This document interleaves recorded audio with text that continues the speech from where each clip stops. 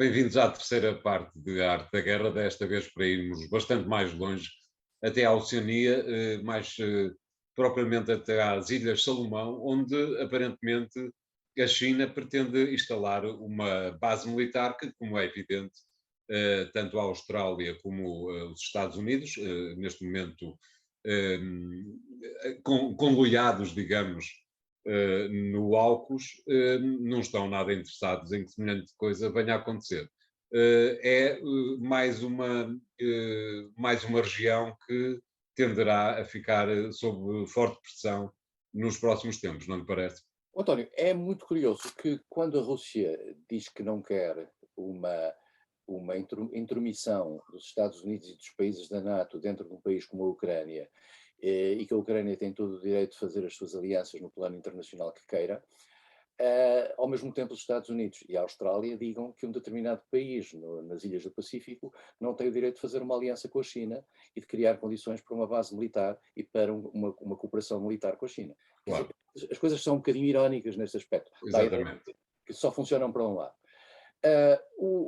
As Ilhas Salomão são uma coisa muito pequenina ali, são uma coisa de 600 mil habitantes, são 9 ilhas e depois umas centenas de pequeninas ilhotas, que vivem desde há uns anos para cá numa grande conflitualidade interna, porque há problemas de natureza étnica entre ilhas, que têm a ver com os imigrantes, que têm a ver com a população originária, e tem havido, por parte do governo, uma grande dificuldade da própria gestão. E é verdade que no passado pediu auxílio à Austrália, quer policial, quer até militar, para estabilizar a situação interna. É um poder frágil. Essa fragilidade, nos últimos tempos, voltou-se, digamos, um pouco contra a Austrália, isto é, o governo das Ilhas Salomão decidiu, em primeiro lugar, um sinal que se tinha visto e que eu devo confessar que vi na altura e não fiz qualquer interpretação, que foi deixar de reconhecer a China de Taiwan e passar a reconhecer a China de Pequim, coisa que aconteceu pelo mundo nos últimos anos com imensos países. Temos o caso, aliás, de Santo Tomé e Príncipe, em que isso aconteceu.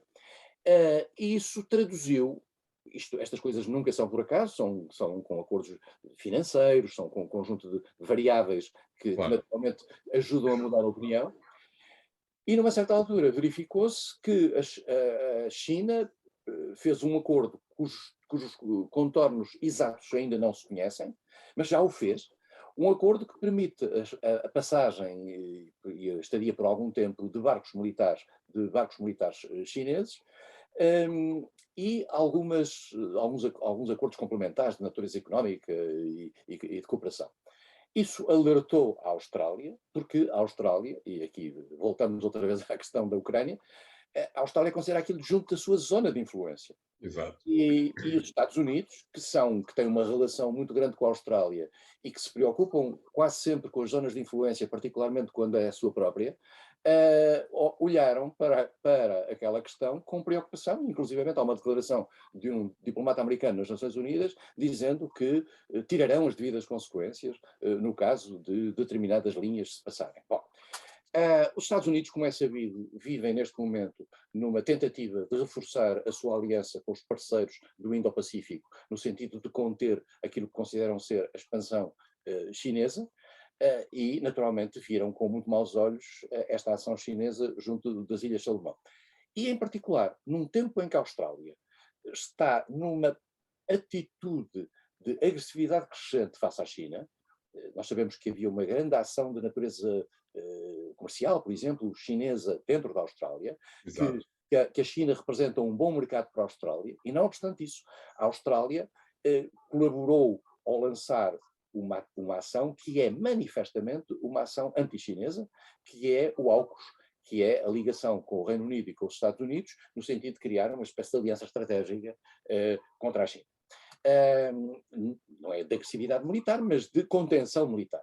Há uma grande preocupação em todos os parceiros americanos na área relativamente ao papel da China no mundo. E ao papel da China naquela área, começará por ali.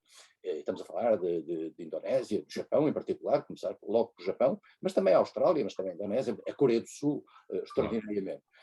E depois num outro setor, a Índia, que tem com os Estados Unidos um outro modelo, que é o Quad, em que está em que está envolvido também o Japão, e que vive também nessa preocupação estratégica. Os Estados Unidos têm estado, nos últimos 2 meses, relativamente silenciosos face à vertente, ao track chinês. Porquê? Por causa da Ucrânia. Mas a Claro. questão é que seja a questão da Ucrânia, a questão essencial da ação americana à escala global em termos adversariais é a China. No plano comercial, no plano militar, no plano da expansão de interesses estratégicos. E, portanto, os Estados Unidos vêm aí.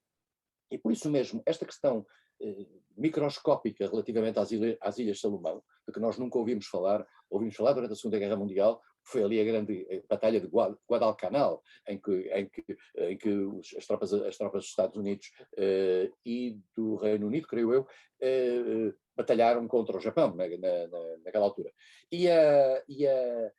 É um antigo protetorado britânico.